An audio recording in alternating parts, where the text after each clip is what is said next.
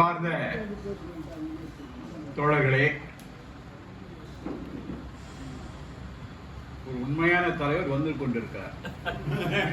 நான் ஒரு டூப்புன்னு சொல்லுவாங்கல்ல, அந்த மாதிரி இடைக்கால அவை தலைவர் இந்த முறையில் என்ன அவர் வர வரைக்கும் நம்ம நேரத்தை கடத்தக்கூடாது.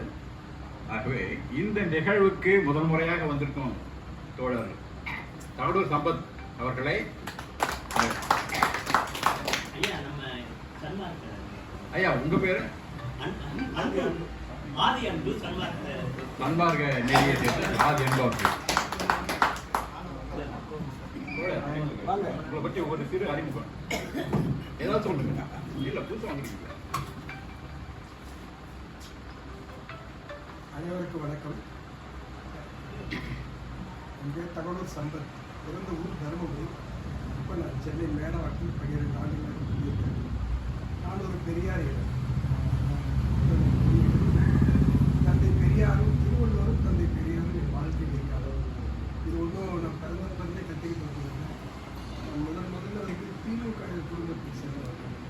திமுகவின் தோல்வி இருந்துதான் இந்த சமூகத்தை நான் பார்த்து படிப்படியாக வந்து இன்றைக்கு கடந்த ஒரு 10 ஆண்டுகளாக நான் அதை வெளிப்படுத்தியிருக்கேன்.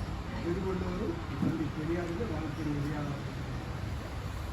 இந்த தமிழ் சிந்தனையாளர் பேரவை அமைப்பு நடந்திருக்கிறது எனக்கு கடந்த ஆண்டே தெரியும். அவரோட தியாகம் வந்து பேசுகிறப்போ எனக்கு அந்த செய்தி வந்தது.